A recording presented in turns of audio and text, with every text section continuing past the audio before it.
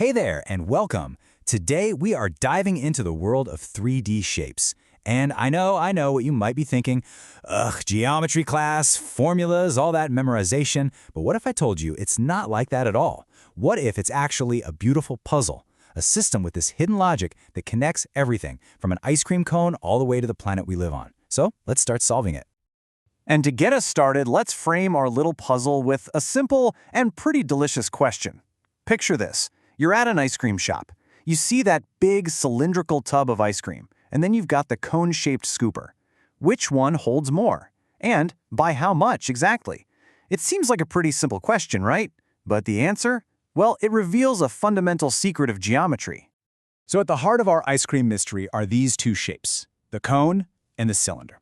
Now for our puzzle, let's just assume they have the exact same circular base and the exact same height. Just looking at them, what does your intuition tell you? How many of those cones do you think it would take to fill up that cylinder? 1, 2, maybe some weird number like 2.5? Let's find out. To solve this, we're not just going to throw a formula at you. No way! The whole point of this is to show you that understanding the why behind the math is so much more powerful and honestly way more interesting than just memorizing a bunch of rules. I mean, come on, we've all been there, right? Staring at a formula sheet before a test, trying to cram things like the area of a circle into our brains. But have you ever stopped to think, where do these formulas actually come from? They aren't just random rules somebody made up. They're actual discoveries about how shapes work in the real world. So let's build our understanding from the ground up, literally. We're going to see how these complex-looking 3D volumes are really just built from simple 2D shapes that, we're all pretty familiar with. Okay, first things first, just a quick definition to make sure we're all on the same page. When we talk about volume, we're simply talking about the amount of space an object takes up. Just think of it as how much water or sand or, ice cream you could fit inside it. Okay, check this out. This is the perfect way to see how a cylinder's volume is made. You start with a simple 2D circle, you know the one, with an area of pi times the radius squared. Then you just stack a bunch of identical circles on top of each other, giving it height. So the volume is simply the area of that base circle multiplied by its height. Simple. And here's the really beautiful part.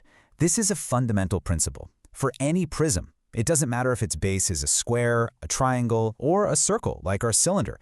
The volume is always just the area of its base times its height. It's that simple and that elegant. Okay, so we've pretty much got the cylinder figured out. But what about the cone?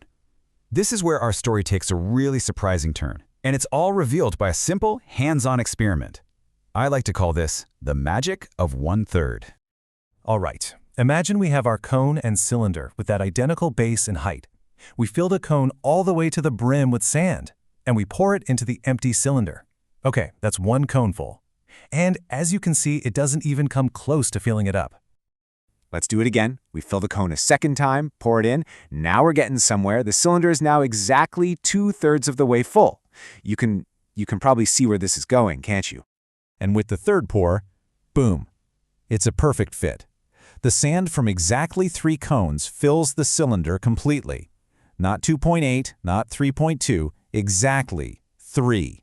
It's this clean, perfect, satisfying relationship. And that experiment right there gives us our answer. The volume of a cone is simply 1/3 the volume of a cylinder that has the same base and height. So if the cylinder's volume is base area times height, then the cone's volume has to be 1/3 of that. That's it. That's where the formula actually comes from. And what's really cool is that this isn't just some special trick for circles. A cylinder is really just a type of circular prism, and a cone is a type of circular pyramid. This 1-to-3 relationship, it holds true for all pyramids and their matching prisms, whether they have a square base or a triangular base or whatever. It's a universal rule. So we've connected prisms and pyramids, cylinders and cones. But what about the most perfect 3D shape of all, the sphere? It doesn't have a flat base, no straight edges. It seems like a totally different beast.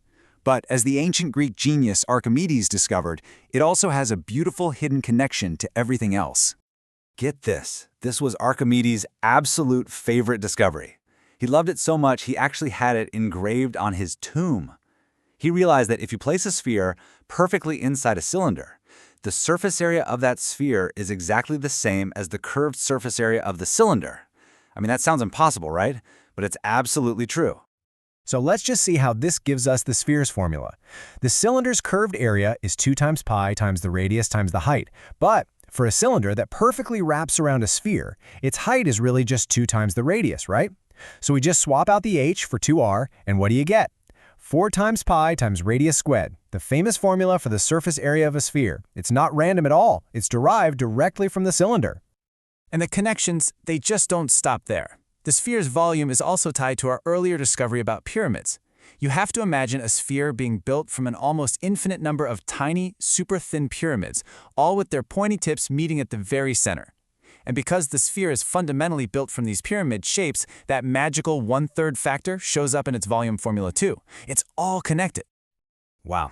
Okay, so we started with a simple question about ice cream, and we ended up with Archimedes and infinite pyramids. We've seen how these shapes are all deeply, deeply interconnected.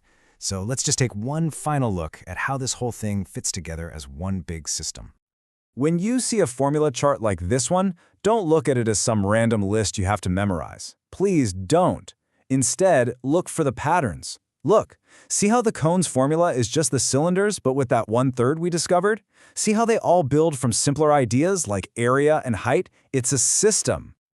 So look, if you take just one thing away today, let it be this. Geometry isn't just about memorizing rules. It's about understanding a logical and really elegant system. Every single formula has a story, a reason why it works. And once you see those connections, you don't really need to memorize them anymore. You just get it. You understand them. And that's our story for today. Hopefully this kind of changes the way you look at shapes from now on. The next time you see a formula, don't just accept it. Ask why. What's the story behind it? What hidden connections is it just waiting for you to find?